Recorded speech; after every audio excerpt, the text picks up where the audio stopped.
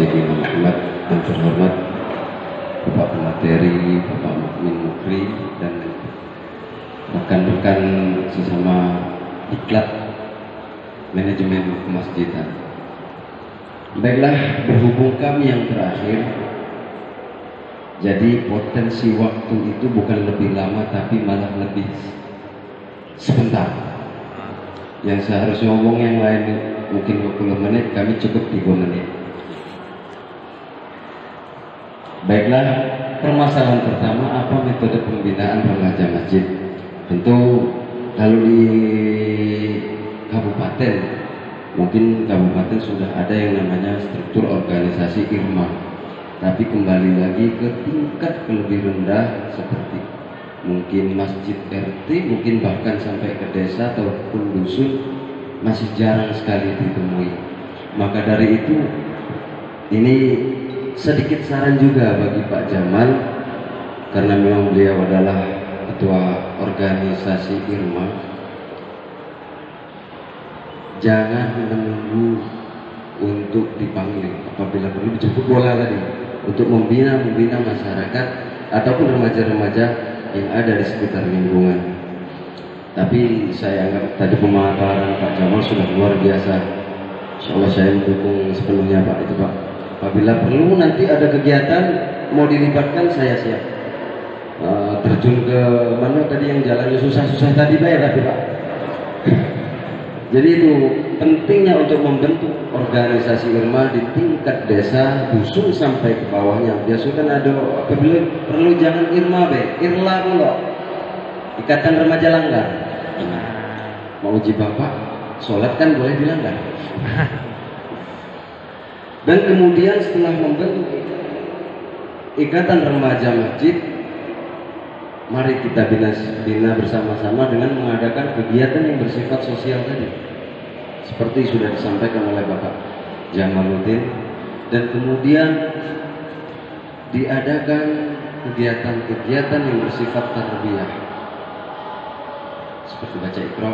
Kebanyakan mohon maaf kendala anak-anak remaja ini, aku tak galak ke masjid belum baca sholat Pak. Sering aku temui, percuma ke masjid sholat, bacaan sholat dia belum baca. Nah itu salah satu sebagai acuan untuk para IRMA yang ada di Ogo Selatan untuk mengadakan kegiatan-kegiatan yang sifatnya tarbiyah dalam peribadahan. Kemudian mengadakan kegiatan-kegiatan yang bersifat menarik bagi kaum muda milenial, seperti yang sampean paparkan tadi, jalan-jalan, rihlah, tadabbur alam. Apabila perlu, kalau saya mau saran Pak, jangan cuma apa tadi namanya hadroh sama banjari, karena memang anak-anak muda zaman sekarang ini agak milenial. Tambahi band Pak, tambahi band yang sifatnya, tapi itu bukan untuk band rock ataupun dangdut apalagi koplo Pak ya. Kita adakan band yang sifatnya mahabbah ila Rasulillah, yaitu sholawatan. Tidak apa-apa itu, karena banyak sebenarnya anak-anak muda zaman sekarang ini punya potensi bakat-bakat dalam bidang seni. Kemudian faktor pendukung dan penghambat dalam pembinaan remaja masjid. Nah ini yang paling sering banyak ditemui. Pendukung, ya, sudah jelas kalau pendukung, kalau sudah ada sarana dan prasarananya, insya Allah segala sesuatu itu akan berjalan dengan lancar. Tapi yang lebih banyak penghambatnya, kan itu. Nah penghambat pertama seringnya yang menjadi, mungkin di daerah lingkungan bapak-bapak sekalian pun semacam itu, lingkungan terutama. Terkadang nyun sewu alias mohon maaf ini orang tua ataupun masyarakat sekitar itu terkadang acuh tak acuh dengan kegiatan IRMA di tempat atau lingkungan itu berada. Jadi terkadang kurang faktor pendukungnya dari masyarakat itu sendiri, maka sangat mempengaruhi untuk mobilitas ataupun kegiatan-kegiatan yang akan diadakan oleh IRMA. Kemudian teknologi penghambatnya. Sekarang ini banyak Pak. Mohon maaf kalau aku ke anak-anak TPA itu sering ngomongnya setan gepeng, yaitu handphone.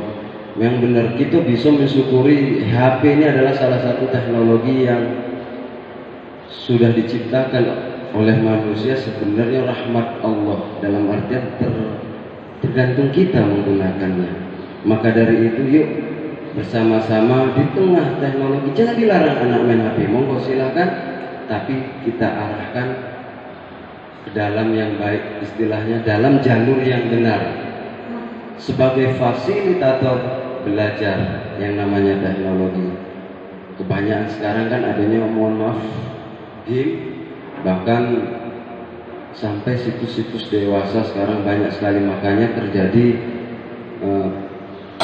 tersangka pemerkosaan anak di bawah umur. Nah itu yang penting, apalagi mungkin bapak-bapak di sini termasuk ustadz, pengajar ngaji, yuk sama-sama kita tekankan agar untuk mengurangi anak-anak dalam bermain handphone. Kemudian, nah ini Pak, kurangnya kesadaran para remaja dalam suatu lingkungan. Ini mohon maaf Pak, bukan karena apa Pak. Ini di suatu tempat itu, lingkungan itu kalau pagi bapak-bapaknya, walaupun ini sekedar main remi ya Pak, main remi tegaan. Kalau malam main dart sampai tengah malam, ya. Jadi ini sebenarnya suatu penghambat yang sangat besar bagi kami untuk mendidik para remaja. Nanti tolong bagaimana caranya, termasuk dari Bapak Mukmin, mungkin nanti akan ada penyampaian. Itu salah satu penghambat bagi kami, karena apa? Apa yang dilihat itulah yang dikerjakan. Maka dari itu sekali lagi kepada para ustadz-ustadz, yuk dari anak kecil inilah kita wujudkan menjadi pemimpin yang baik. Kalau yang lagi besar ini mohon maaf, kadang kalau diomongi nak berjalah aku katanya Pak. Kadang ngapa kau gawe-gawe aku, dosa-dosa aku. Nah, kadang itulah yang menjadi penghambat. Maka dari itu kadang remaja yo jadinya melok, malah diajak remaja. Terkadang banyak juga ya seperti Bapak tadi yang sampaikan kemarin, yang main remi, yang main gak, ya jamaah masjid pulau.